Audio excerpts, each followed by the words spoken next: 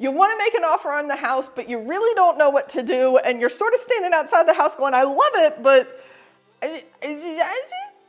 Well, let's talk about that. I'm Casey with Oak Realty, and let's talk about how you make an offer on a house. So you walk through this house, you absolutely fell in love with it, and now it's time to put together all the 20-some pages of paperwork that I get to send over to say, hey, here's our offer.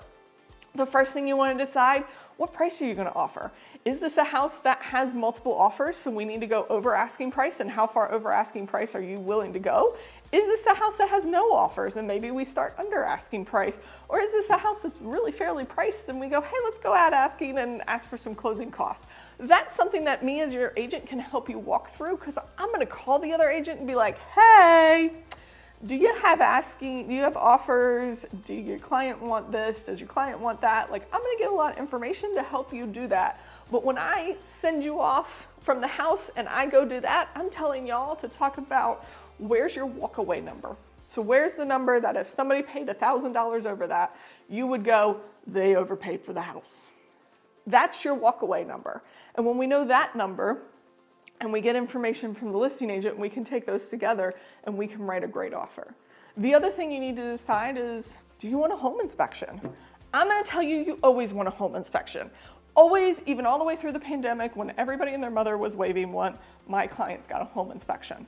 Whether it was for informational purposes only, or whether we could negotiate with stuff, they had an inspection. Because you don't want to walk into a house, get to the end, live in this house, go to sell this house to find out you have $20,000 to $30,000 worth of foundational damage and you need to fix it before you sell it. True story, definitely helped a client through that. So we need to figure out how much of a home inspection do we want and what do we want to ask for. Again, that's going to come down to, are there multiple offers on the house? Are there no offers on the house? Like, which side of the spectrum are we on? Because then we can figure out where we go. Another thing you're going to want to look at is the appraisal. Is your bank requiring an appraisal? Usually if you put 20% down or more, the bank might waive the appraisal. If you put less than 20% down, you are required to have an appraisal. It's just the bank says this is what you're doing, and we can't fight that. So with the appraisal, if there's multiple offers on the house, do we want to waive some of the appraisal? So do we want to say, hey, we'll cover $5,000 if it doesn't appraise, or $10,000 or whatever it is?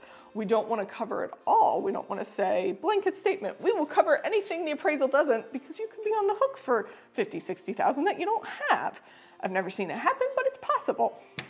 Or do we just want to check the appraise thing because we have no other offers and we're just sitting there and saying, hey, we're going to get an appraisal, and if it doesn't appraise, we're going to negotiate with you. And then the other thing is, think about close date. Do we want to close at the beginning of the month where we have more closing costs because you're paying more taxes and you're paying more interest for that month?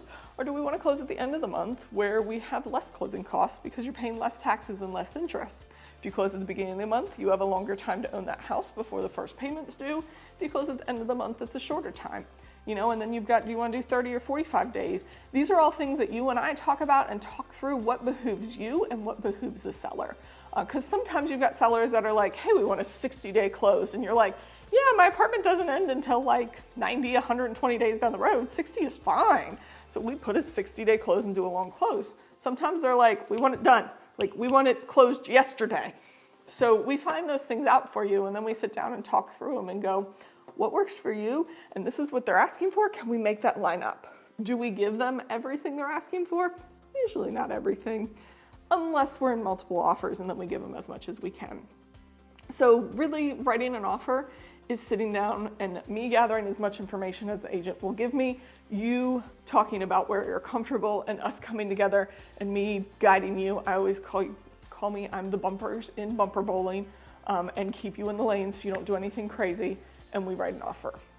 I put it all on paper, then I call you and take about 20 minutes, go through all the paperwork. I go through it paragraph by paragraph, explaining it all so you know what you're signing before you sign it, because I don't want you to sign paperwork you don't understand.